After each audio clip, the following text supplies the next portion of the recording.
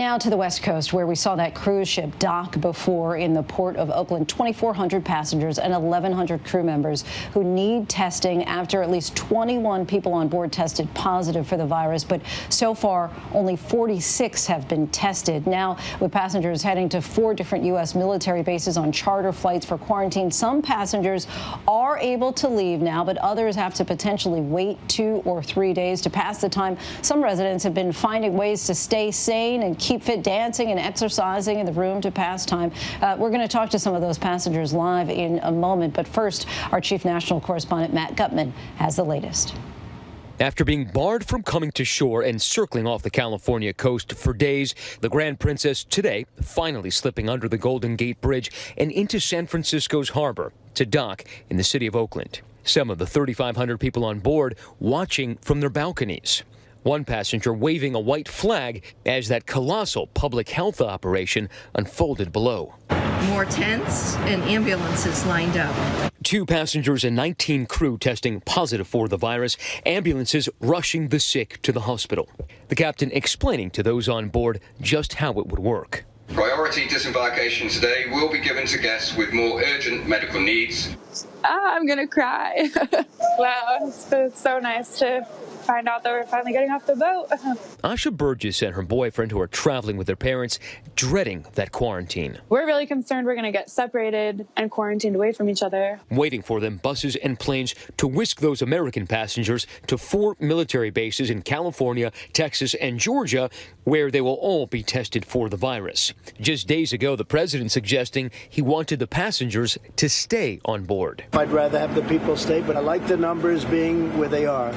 I don't need to have the numbers double because of one ship. President Trump has said that he would prefer if none of the passengers aboard these cruises landed on U.S. soil. Did he mention any of that to you? I had a private conversation with him, and he said everything that I could have hoped for. And every single thing he said, they followed through on. The State Department now urging Americans, especially those with underlying health conditions, to avoid cruise ships. No large crowds, no long trips, and above all, don't get on a cruise ship. And the CDC still holding another cruise ship at sea off the Cayman Islands. 2 crew members on the Caribbean Princess had worked on the Grand Princess earlier and are now being tested. And Matt Gutman joins us now live. Matt, what are the next steps here?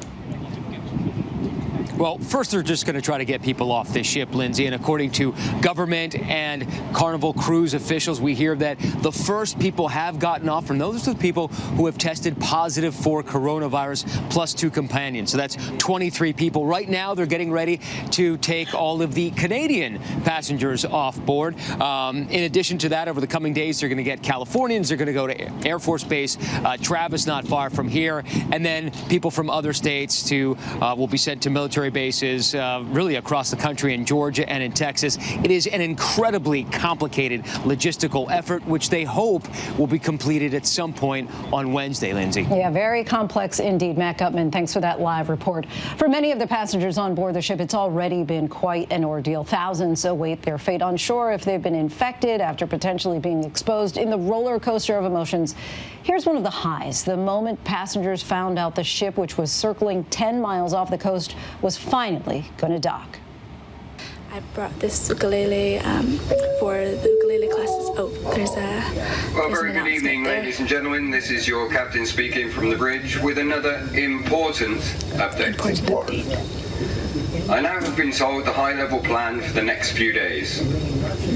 As part of our ongoing coordination with federal, state and local authorities, an agreement has been reached to bring our ship into the port of Oakland tomorrow. Tomorrow. Amazing. The A-OK sign, a moment of relief. And joining us now is the woman from that video, Michelle Heckert, who was on the cruise with her grandparents. Michelle, thank you so much for joining us, and your grandparents too. So take us back to that moment of relief when you first found out that the ship was infected. What happened from there? Finding out that the ship was infected, it was a little bit disappointing, obviously. I know there had been some complications with some cruise ships prior to us boarding, but we figured that we would be able to be safe just by practicing good hygiene and everything, but unfortunately that wasn't the case.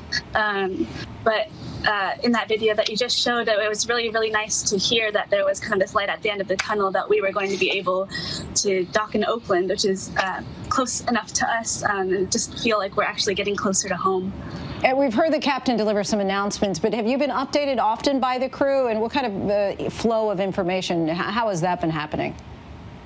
Yeah, the captain does come on air multiple times a day, and he'll let us know like when he plans on next updating us, and tries to make all the information readily available for us on our stateroom TVs, as well as handing out papers to each of the staterooms. And really, I think he tries to make sure that we're having the most up-to-date or most truthful information, so as not to have any miscommunication between what we're hearing in the media versus what we're hearing from the ship. It looked like we saw some video a moment ago of your grandfather perhaps doing some singing. So what have you guys been doing to pass the time? And also, how concerned are you about your grandparents? I'm not super concerned about my grandparents at the moment, because they have such, a good attitude, and they're really hanging in there and taking care of themselves. And I know they are of that age that people will think they're more susceptible, which is, a little bit concerning. But I think that they're doing a really good job of staying positive. And, they do the Zumba and Tai Chi, and then they sing along with me, and I play ukulele, and we watch a bunch of movies and TV. We just try to keep ourselves occupied as best we can. And as far as you know, you're just waiting to find out how long you need to stay on board. Is that right? Right. We expect it to be fairly soon. I don't think it will be today, but I'm hoping it'll be tomorrow. We're very excited just to be able to see land and see home. Fingers crossed to you, Michelle. Thank you and your grandparents for talking with us. Our best to the entire family. We'll be sure to check in to see how you guys are doing in the coming days.